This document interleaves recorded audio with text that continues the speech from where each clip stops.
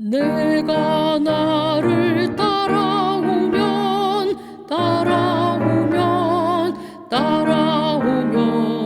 사람 낚는 참어부가 되게 하리라. 사람 낚는 어부 되리라. 사람 낚는 참어부가 되게 하리라. 주 예수의 부르심을 들어보라. 나에게로 내가 오면 쉬게 하리라. 나의 품에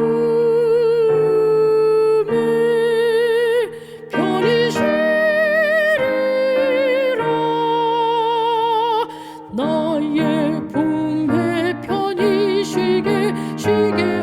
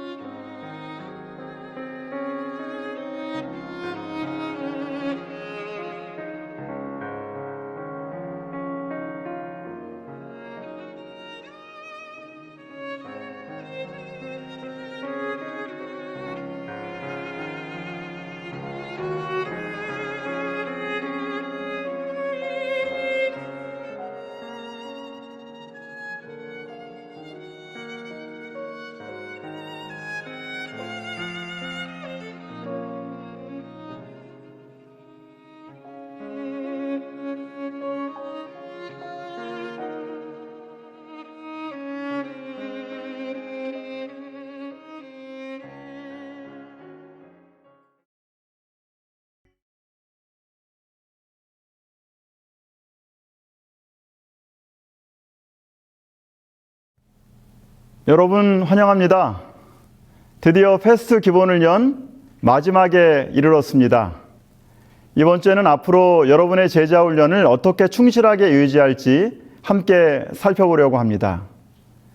지금까지 패스트 제자 훈련 과정이 즐거우셨나요? 그리스도 안에서 자라나는 축복을 경험하고 있나요? 매일매일 하나님의 말씀을 따라 살아가면 여러분의 삶이 좀 더 풍성해질 것입니다. 계속해서 앞으로 나아가기로 결심하시죠? 목적 있는 삶을 향하여 출발합니다. 이번 주 기억절은 요한이서 1장 8절 말씀입니다. 함께 암송해 볼까요? 요한이서 1장 8절 말씀. 너희는 스스로 삶과 우리가 일한 것을 잃지 말고 오직 온전한 상을 받으라. 요한이서 1장 8절 말씀. 여러분은 이제 제자 훈련이 단순히 몇 가지 방법을 배우는 프로그램이 아니라는 것을 알게 되었습니다. 참된 제자 훈련은 예수님의 제자로 말씀 중심의 삶을 살아가는 것입니다. 하나님의 말씀이 제자의 삶의 모든 영역에 살아있는 능력이 됩니다. 하나님의 말씀이 생각을 형성하고 발걸음을 인도합니다. 하나님의 말씀이 우리의 기도에 영감을 줍니다. 하나님의 말씀이 유혹을 이길 힘을 주고 마음의 용기를 북돋아 줍니다. 하나님의 말씀이 사역을 위하여 준비시키며 주변 사람들을 제자로 삼을 수 있는 능력을 줍니다. 하나님의 말씀이 모든 것을 가능하게 하고 우리를 통하여 더 큰 일을 이루어 주실 것입니다. 그러므로 사도 바울은 다음과 같이 설명합니다. 믿음으로 말미암는 의인은 이같이 말하되 말씀이 내게 가까워 내 입에 있으며 내 마음에 있다 하였으니. 학습 목표, 목적이 있는 삶. 이번 주 학습 목표를 함께 확인해 볼까요? 이번 주 성경 연구는 성공적인 제자를 위한 비밀에 관한 내용입니다. 또한 그리스도인의 모든 삶에도 적용되는 중요한 내용입니다. 앞으로 여러분의 삶에서 예수님과 신실하게 동행하는데 필요한 능력이 되기를 기도합니다. 이번 주 암송절은 요한이서 1장 8절 하나뿐입니다. 패스 기본훈련에서 암송한 모든 성경절들을 복습하십시오. 모두 암송절을 외웠다면 개인적으로 원하는 성경절을 하나 더 선택해서 이번 주에 외워보시기를 바랍니다. 성령 충만한 삶에 관한 실제적인 제안을 읽어보세요. 그리고 시간을 내어 간절히 기도하십시오. 삶의 더 큰 목적을 위한 하나님의 부르심에 즐거운 마음으로 반응하시겠습니까? 패스 기본훈련에서 공부한 모든 그림들을 여러분 계속해서 복습하고 계시죠? 모든 그림들을 능숙하게 다른 사람들에게 설명할 수 있어야 합니다. 이번 주 특별한 기도의 시간을 가져보시기 바랍니다. 적어도 한 사람 이상 영적 성장을 도울 영혼들을 주시도록 기도하십시오. 다른 사람들의 영적인 삶을 세우는 일에 도전해 보세요. 중요한 것은 얼마나 잘 시작하느냐가 아니라 얼마나 잘 끝내느냐이다. 목적이 있는 삶 성경 연구는 다음과 같이 세 꼭지로 나눌 수 있습니다. 삶의 목적, 성령의 역할, 성령을 간구함입니다. 1번과 2번 질문에 있는 성경 말씀들은 삶의 목적에 관한 내용입니다. 가장 마음에 와닿은 성경 말씀은 무엇인가요? 한 사람씩 돌아가면서 나누어 봅시다. 사도 바울은 자신의 삶의 목적을 무엇이라고 했습니까? 골로새 1장 28절, 29절 말씀입니다. 우리가 그를 전파하여 각 사람을 권하고 모든 지혜로 각 사람을 가르침은 각 사람을 그리스도 안에서 완전한 자로 세우려 함이니 이를 위하여 나도 내 속에서 능력으로 역사하시는 이의 역사를 따라 힘을 다하여 수고하노라. 바울은 자신의 사역의 목표를, 자신의 삶의 목적을 사람들을 그리스도 안에서 완전한 자로 세우는 것이라고 말합니다. 사도 바울은 자신의 삶의 목적이 사람을 세우는 사역이라고 고백합니다. 사람들에게 복음을 전하고 침례를 베풀 뿐 아니라 하나님의 사람으로 점점 자라나서 그리스도의 장성한 분량이 충만한 데까지 이르도록 하는 것입니다. 그리고 모든 그리스도인들이 삶에서 분명한 목적을 가지도록 격려하고 있습니다.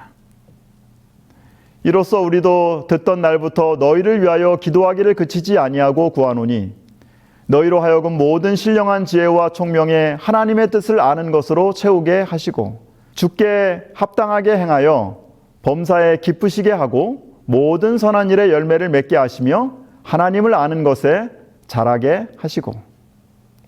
하나님의 은혜로 구원을 받은 모든 그리스도인들의 삶의 목적은 분명합니다. 날마다 하나님의 뜻을 알고 그분을 알아감으로 자라나는 것입니다. 그리고 우리의 삶에서 선한 열매를 맺는 삶을 살아가는 것입니다. 소명은 부르심이고 사명은 보내심입니다. 부르심은 전적으로 하나님의 은혜입니다. 그리고 선물입니다.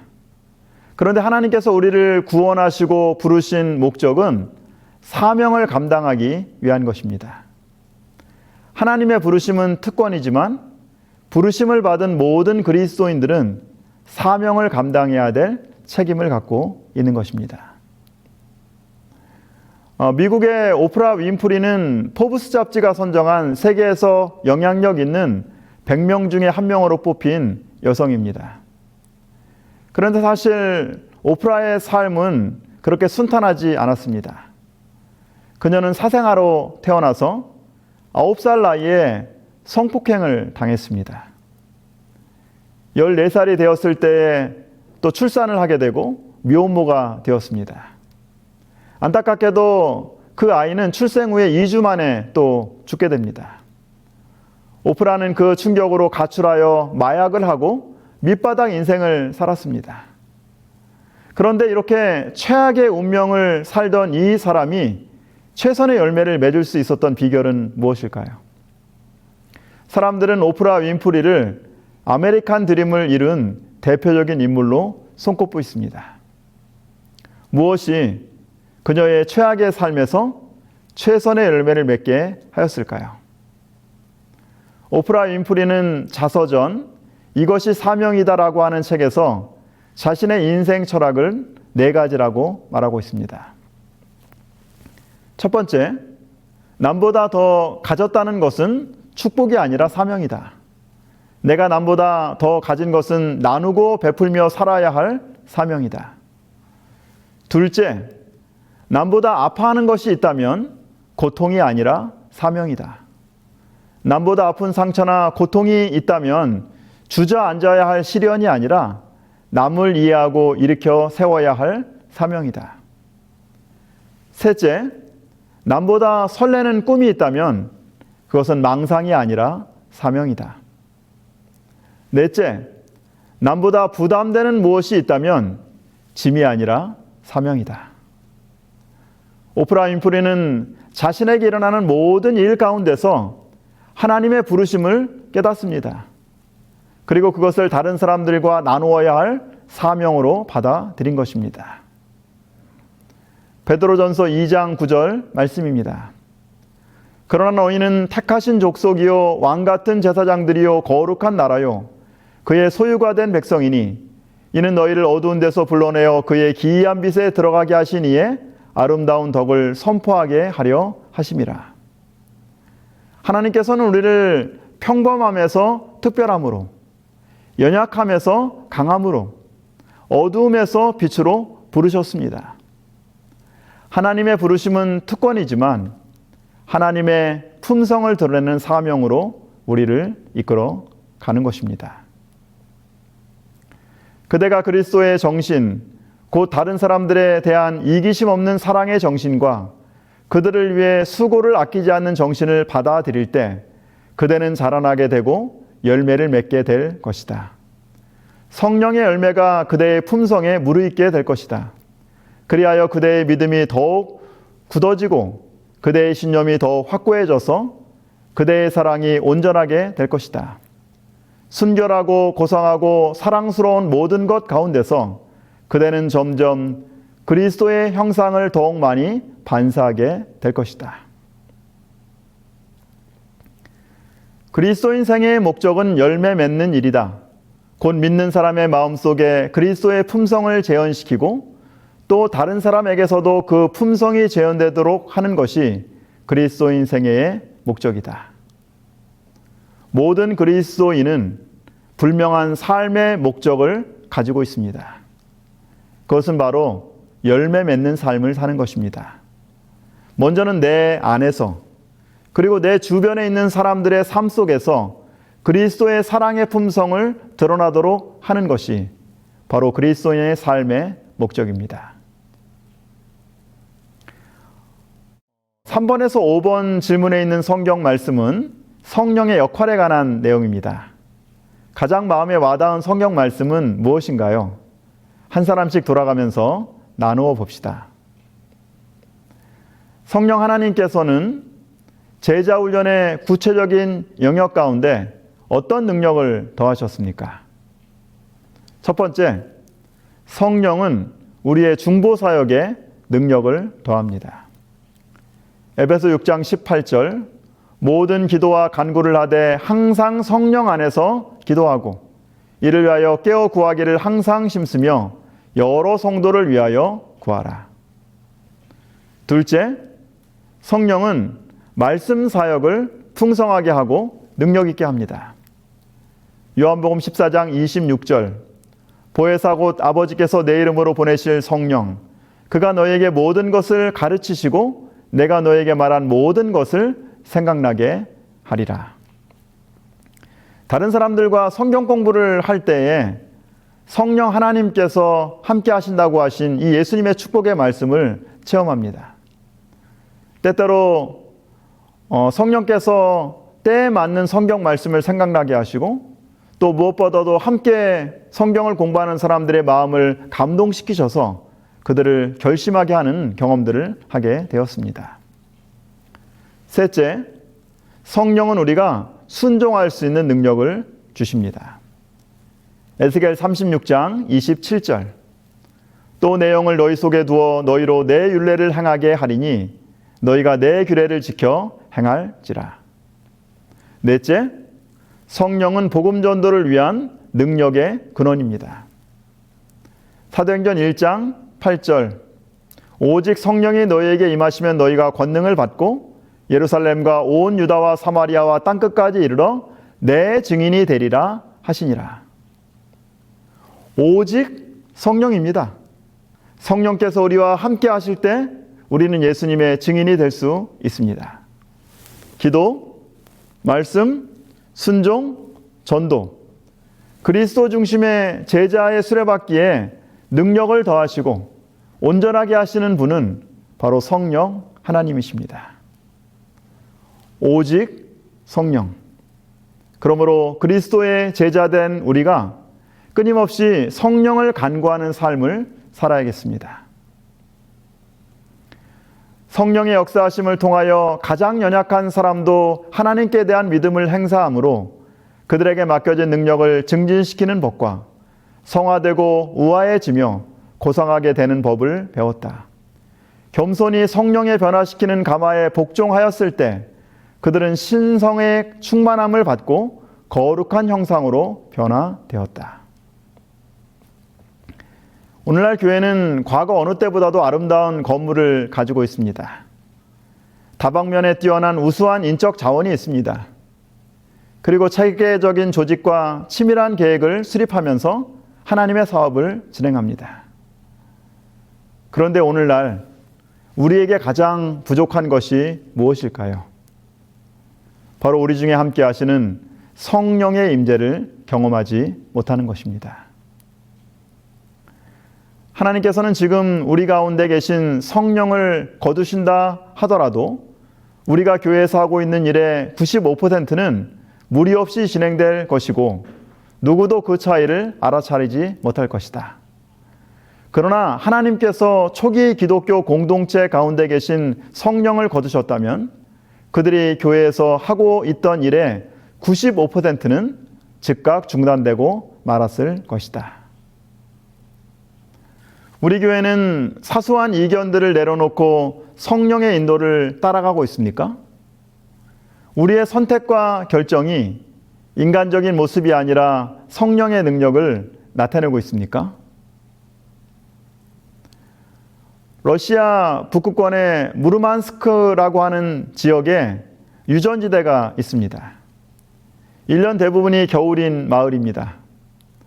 90년대 중반에 그곳에 재림교회가 하나 있었습니다. 그런데 거의 죽어가는 교회였습니다. 이 마을로 이주하는 사람들이 거의 없어서 도시가 소멸해 가고 있었습니다. 그리고 교회도 마찬가지였습니다. 한때는 이 마을에 교인이 22명까지 있었는데 결국은 8명으로 줄어들었습니다. 목사님과 사모님, 그리고 석유 굴착 설비 노동자로 일하는 6명의 교인이 전부였습니다. 뭔가 대단한 일이 벌어지지 않으면 이제는 교회의 문을 닫아야 될 그런 운명에 처하게 되었습니다. 이 8명의 교인은 환경을 바라보지 않고 주님을 바라보기로 결심했습니다. 그리고 성령을 달라고 기도하기 시작했습니다. 그리고 예수님께 헌신함으로 그들의 삶을 전부 예수님께 드렸습니다. 매일 새벽 6시가 되면 목사님을 비롯한 7명의 남자 교인들이 바다 코끼리라고 하는 클럽에서 만났습니다. 그리고 그들은 네이까지 벗고 미리 정해둔 얼음 호수의 낚시 구멍까지 같이 걸어갔습니다. 그리고 나서는 이 7명의 교인들이 한 사람씩 그 어두운 물 구덩이에 들어가는 것입니다. 한 사람 한 사람 7명이 다 얼음물에 몸을 담그고 난 후에 그들은 낚시구멍 주위에 모여서 얼음밭에 무릎을 꿇고 서로 어깨동무를 하면서 기도하였습니다. 성령의 불을 내려달라고, 그리고 그들의 마음이 영혼을 위한 사랑으로 높게 해달라고 열렬히 기도했습니다. 비록 작은 교회이지만 무르만스크 교인들은 하나님 앞에서 책임을 감당하고 싶었습니다. 날마다 얼음물에 몸을 담그면서 다른 사람들을 물의 침례로 이끌기 위한 준비를 하고 있었던 것입니다. 하나님의 성령의 임재를 간구한 이 작고 연약한 교회에 어떤 일이 일어났을까요? 이렇게 매일 아침 함께 성령을 간구한 이 기도를 시작한 지 1년도 안 돼서 8명의 교인이 무려 80명으로 늘어나게 됩니다. 그리고 몇 년이 안 되어서 그 지역에 적어도 6개의 교회가 개척되었습니다. 복음 사업이 그처럼 무력한 이유는 성령의 임재가 없기 때문이다. 학식과 달란트와 웅변과 선천적 또는 후천적 재능을 다 가졌다 해도 하나님의 성령의 역사가 없이는 한 사람의 마음도 감동시킬 수 없고 단 한 명의 죄인도 그리스도를 믿게 할 수 없다.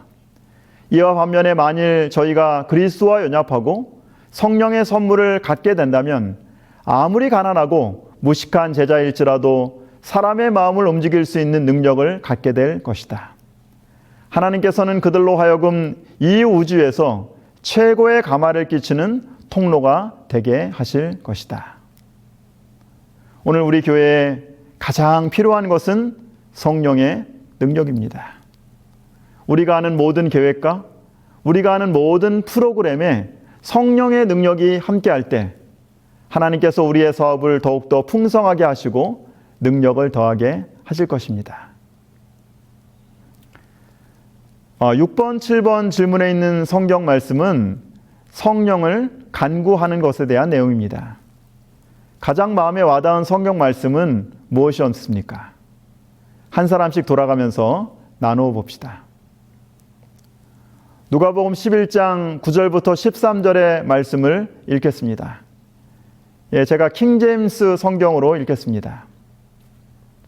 내가 또 너희에게 이르노니 구하라 그러면 너희에게 주실 것이요 찾으라 그러면 너희가 찾을 것이요 두드리라 그러면 너희에게 열릴 것이니 구하는 자마다 받을 것이요 찾는 자는 찾을 것이요 두드리는 자에게 열릴 것이니라. 너희 중에 누가 아들이 빵을 구하는데 아버지가 되어 그에게 돌을 주겠느냐? 혹은 그가 생선을 구하는데 그에게 생선 대신 뱀을 주겠느냐? 혹은 그가 알을 구하는데 그에게 전갈을 주겠느냐? 그런즉 너희가 악할지라도 너희 자녀들에게 좋은 선물들을 줄 줄 알거든 하물며 하늘에 계신 너희 아버지께서 자기에게 구하는 자들에게 성령을 얼마나 더 많이 주시겠느냐 하시니라. 아멘. 이 말씀에서 가장 많이 나오는 단어가 무엇인가요? 예수님은 구하라라고 하는 동사를 6번 사용하고 있습니다. 구하라라고 하는 말씀을 강조하기 위해서 찾으라 2번, 두드리라 2번을 사용합니다. 여기서 찾으라 두드리라고 하는 이 말씀은 사실은 구하라라고 하는 말씀을 실질적으로 행동으로 옮긴 구체적인 표현입니다. 다시 말하면 예수님은 성령을 구하라 이 말씀을 10번이나 강조하고 계시는 것입니다. 성령을 구하라. 예수님은 이 말씀을 하시면서 2가지를 강조하고 계십니다. 첫 번째는 긴급성입니다. 지체하지 말고 성령을 구하라. 성령을 구하라. 예수님이 10번이나 강조하십니다. 두 번째는 지속성입니다. 받으라, 또 구하는 자, 헬라어 원문에 보면 이 말씀들은 현재 진행형으로 쓰여 있습니다. 성령을 구하는 것은 그냥 단지 한 번만 하고 끝나는 것이 아니라 지속적으로 되풀이되어야 할 경험이어야 한다는 것입니다. 한 번만 구하지 말고 끊임없이 계속해서 성령을 구하라. 예수님께서 우리에게 당부하고 계시는 것입니다. 예수님은 우리 모두가 성령의 풍성한 은혜를 끊임없이 받기를 원하십니다. 그리고 올바른 목적으로 구하는 모든 사람들에게 성령의 임재를 경험하게 하실 것입니다. 하나님께서는 한 번만 구하면 받을 수 있다고 말씀하지 않으신다. 그분은 우리에게 구하라라고 명하시고 낙심하지 말고 꾸준히 기도하라고 하신다. 꾸준한 기도는 그 간구자로 하여금 더욱 열성 있는 태도를 가지게 할 뿐 아니라 그가 구하는 것을 더욱 가지고 싶어 하도록 만든다. 지난 몇 년 동안 교회에서 패스 제자 훈련을 하면서 정말 많은 은혜를 경험했습니다. 그러다가 문득 우리 아이들을 생각하게 되었습니다. 목회자의 자녀로 태어나서 매주 안식일에 부모님을 따라서 예배에 참석했습니다. 그리고 삼육학교에서 신앙교육을 받고 또 성경 수업도 받습니다. 그런데 우리 아이들은 하나님의 일꾼이 되도록 체계적인 훈련을 받고 있는가? 매일 아침 성경을 읽으라고 호통은 치고 학교에 가는 시간에 쫓겨서 아침 예배도 속성으로 드린 적도 많습니다. 하나님께서 저에게 이렇게 말씀하셨어요. 다른 사람도 좋지만 내 고등학교 1학년 아들을 훈련시켜라. 하나님, 저 못합니다. 다른 사람에게 맡기면 안 될까요? 늘 공부하면서 바쁘다고 하는 아들, 만나면 별로 이야기도 안 하는 이 사춘기 아들과 제자훈련이 가능할까요? 여러 번 망설였습니다. 그리고 여러 번 거절했습니다. 그러나 하나님의 부르심에 순종하기로 하였습니다. 간절히 기도드리고 아들에게 제자훈련을 할 마음이 있냐고 물어보니까 아들이 순순히 제자훈련에 참여하겠다는 거예요. 정말 감사하게도 1단계 그리고 2단계 패스 기본훈련 과정을 마쳤습니다. 패스 2단계 과정을 마치고 아들의 간증문에 다음과 같이 간증합니다. 기억절 외우기가 정말 어려웠다. 그림을 외우는 것도 어려웠다. 하나님을 위한 일꾼이 되기 위하여 정말 많은 노력이 필요하다는 것을 확실히 느꼈다. 그리고 배우고 암송할수록 내 어깨 위에 올려지는 책임도 조금씩 느껴지기 시작했다. 이 공부를 마치고 다른 사람들을 가르쳐야 한다는 부담감, 기억절을 외우기 싫은 유혹이 나를 옥죄었다. 아들과 함께 9개월 동안 제자훈련을 진행했습니다. 다른 사람들과 하면 보통 6개월이면 마칠 제자훈련은 아들과 함께 하면서 무려 9개월씩이나 걸렸습니다. 솔직히 말하면 가장 같이 하기 힘든 제자 중에 한 명이었어요. 정말 마음 같아서는 그만두고 싶은 생각도 여러 번 있었습니다. 그렇게 할 거면 그만두라고 하는 그 말이 이 목구멍까지 올라왔던 적도 있었습니다. 그런데 포기할 수가 없었습니다. 왜냐하면 하나님께서 저에게 맡겨주신 소중한 아이이기 때문입니다. 매일 아침 간절한 마음으로 아이의 이름을 불러가면서 하나님께 기도했습니다. 하나님 아버지, 내가 받은 복음이 우리 아이에게 잘 전달될 수 있도록 하여 주시옵소서. 하나님, 제 아이를 제자 삼는 데 실패한다면 내가 어떻게 다른 사람들을 제자 삼을 수 있겠습니까? 그리고 하나님께서 저의 기도를 들어주셨습니다. 비록 9달이 걸렸지만 패스 제자훈련 과정을 성공적으로 마친 아들이 다음과 같은 고백을 하였습니다. 마지막 제자훈련 기억절 요한복음 20장 21절은 나의 마음을 울컥하게 만들었다. 예수께서 이르시되 너희에게 평강이 있을지어다. 아버지께서 나를 보내신 것 같이 나도 너희를 보내노라. 이 성경 말씀이 내가 했던 공부의 목적이며 결론이었기 때문이다. 새로운 학년이 되면서 새로 알게 된 친구가 있다. 그 친구는 성경을 잘 알지 못하는 친구이다. 나는 그 친구부터 시작하려고 한다. 비록 힘들고 어렵겠지만 무엇이든지 시작을 해야 끝을 볼 수 있다고 생각한다. 친구에게 성경을 알게 하는데 성공할 수 있을지는 잘 모르겠다. 그러나 내게 능력 주시는 자 안에서 내가 모든 것을 할 수 있다는 것을 알게 되었기 때문에 도전해 보려고 한다. 제자 훈련을 받았지만 우리 자녀들 여전히 부족하고 연약합니다. 그러나 우리 아이들의 마음밭에 뿌려진 그 말씀의 씨앗이 30배, 90배, 100배의 열매로 맺힐 것을 확신합니다. 날마다 간절한 마음으로 말씀의 씨앗을 마음에 뿌리고 하나님의 성령의 능력을 간구할 때 하나님께서 놀라운 축복으로 우리와 함께 하실 것을 확신합니다. 실제적인 제안, 성령 충만한 삶.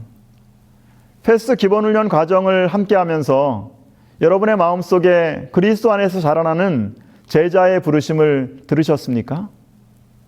그동안 우리는 주님과 함께하는 소중한 경험을 하였습니다. 우리 모두는 이러한 행복하고 즐거운 경험이 계속해서 지속되기를 원할 것입니다. 지금부터 1년 후 여러분들은 어떤 제자의 모습으로 남아 있을 것입니까? 만일 5년 또는 10년 후에 예수님이 오시지 않아도 여러분들은 신실한 예수님의 제자로 남아 있을 수 있겠습니까? 예수 그리스도를 위한 삶의 결심이 지금보다 더 강해지기를 원하십니까? 삶에서 우리를 신실하게 지켜줄 수 있는 유일한 근원은 바로 성령의 능력을 의지하는 것입니다. 예수님의 제자로 헌신하기 위하여 성령 충만한 사람이 되어야 합니다. 성령 충만한 삶의 첫 번째 열쇠는 분명한 사명을 알고 있는 것입니다. 하나님께서는 하나님의 뜻을 이루기 원하는 사람들에게 능력을 더하십니다. 그러므로 사도 바울은 신약교회 교인들에게 하나님의 뜻을 아는 것으로 채우게 하시기를 기도했습니다. 왜냐하면 하나님께서 그들을 그의 영광의 힘을 따라 모든 능력으로 능하게 하실 것이기 때문입니다. 여러분을 위한 하나님의 목적에 여러분의 삶을 들이시기를 바랍니다. 보다 나은 목적 있는 삶을 살아가는 한 가지 방법은 기도하는 마음으로 여러분의 삶을 위한 하나님의 사명을 생각하고 한 문장으로 사명 진술서를 만들어 보는 것입니다. 물론 처음부터 완전하지는 않겠지만 몇 번에 또 수정을 해야 되겠지만 잘 만들어진 사명 진술서는 삶의 우선순위를 세웁니다. 그리고 중요한 결정을 하는데 매우 중요한 안내자가 될 것입니다. 여러분의 삶을 위한 진정한 하나님의 목적은 무엇입니까? 성령 충만한 삶 두 번째 열쇠는 목표 달성을 위한 열정적인 노력입니다. 큰 목표를 성취하기 위하여 먼저 수많은 작은 일들을 완수하는 것이 필요합니다. 무엇보다도 사람들을 세우는 사역, 제자 훈련에 최선을 다해 보시기 바랍니다. 그러면 하나님께서 성령의 능력으로 여러분을 축복하실 것입니다. 성령 충만한 삶 세 번째 열쇠는 사역으로 자라남입니다. 제자 훈련에서의 개인의 헌신은 주변 사람들을 위한 사역으로 자라납니다. 여러분의 기도의 삶은 다른 사람들을 위한 중보 사역으로 성장합니다. 하나님의 말씀과 함께하는 아침 묵상은 말씀을 가르치는 사역으로 발전돼 갑니다. 여러분의 삶의 신실한 순종은 권고의 사역에 참여할 수 있는 문을 열어줍니다. 다른 사람들과 나누는 개인 간증의 경험들은 더 많은 사람들에게 복음을 전하는 사역으로 성장하게 될 것입니다. 사역은 하나님과의 개인적인 동행을 확장하는 것입니다. 이번 주 기억절 요한이서 1장 8절 말씀 함께 암송해 볼까요? 요한이서 1장 8절 말씀. 너희는 스스로 삼가 우리가 일한 것을 잃지 말고 오직 온전한 상을 받으라. 요한이서 1장 8절 말씀. 모든 그리스도인 제자의 삶의 목적은 하나님의 뜻을 알고 그분을 알아감으로 자라나고 선한 열매를 맺는 것입니다. 성령 하나님께서 그리스도 중심의 제자의 수레바퀴, 기도, 말씀, 순종, 전도에 능력을 더하시고 그리고 온전하게 하십니다. 예수님께서는 우리에게 여러 번 호소하십니다. 지체하지 않고 지속적으로 성령을 구하라. 지속적으로 성령을 구하는 모든 제자들은 성령 충만을 경험할 것입니다. 성령 충만한 매일의 삶의 축복을 여러분들 모두가 누리기를 원하십니까? 이것이 우리가 능력을 받을 수 있는 방편임에도 불구하고 왜 우리는 성령의 선물을 갈망하고 애타하지 않는가? 왜 우리는 그것에 대하여 말하고 그것을 위해 기도하고 그것에 관해 설교하지 않는가? 주께서는 부모가 자식에게 좋은 선물을 주기를 원하는 것보다 당신을 섬기는 자들에게 성령을 주시기를 더 원하고 계신다. 이제 오늘 배운 내용을 정리하고 함께 기도하는 마음 나누기 시간을 가지겠습니다. 2명, 3명씩 짝을 지어 5분 정도 나눔의 시간을 가지시기를 바랍니다. 마음 나누기. 참된 제자의 삶을 살기 원하는 하나님의 목적을 성취하기 위하여 성령 하나님의 능력을 믿고 온 마음으로 구하는 일에 지금 기꺼이 헌신하겠습니까? 하나님께 드리는 간단한 기도문 형식으로 여러분의 결심을 기록하고 함께 기도하세요.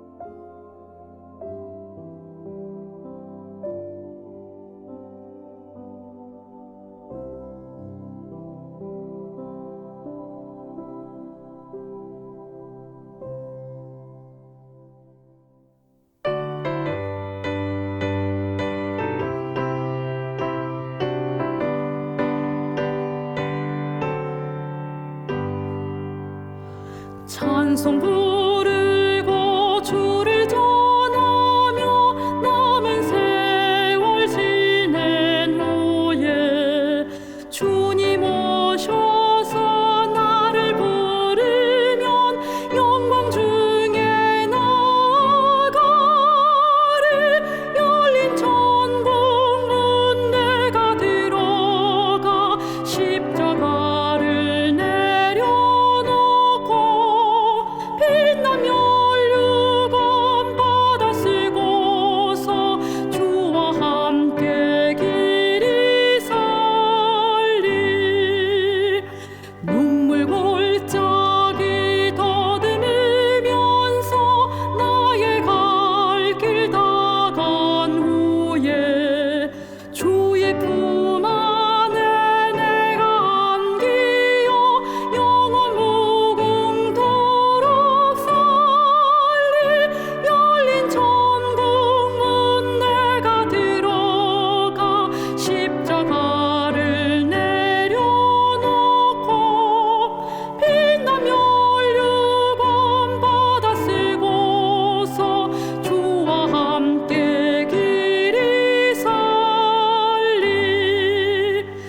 나의 가는 길 멀고 험하며 산은 높고 골은 깊어 고난 나의 몸 쉴 곳 없어도 복된 날이 밝아오리. 열린 천국 문 내가 들어가 십자가를 내려놓고 빛나며 율금 받아 쓰고서 주와 함께 길이 살리. 한숨 가시고 죽음 없는 날 사모하며 기다리니 내가 그리던 주를 배울 때 나의 기쁨 넘치리라. 열린 천국 문 내가 들어가 십자가를 내려놓고 빛나며 율금 받아 쓰고서 주와 함께 길이 살리.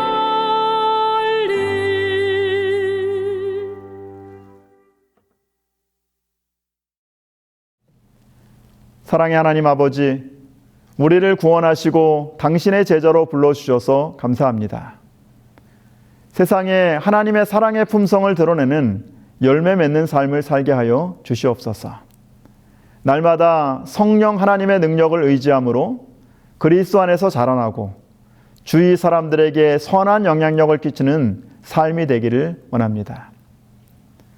예수님 오실 때까지 신실한 주님의 제자로 살아가고 다른 사람들을 제자 삼는 사역에 헌신하는 모든 제자들을 축복하여 주시옵소서. 우리를 당신의 제자로 부르신 예수님의 이름으로 기도합니다. 아멘.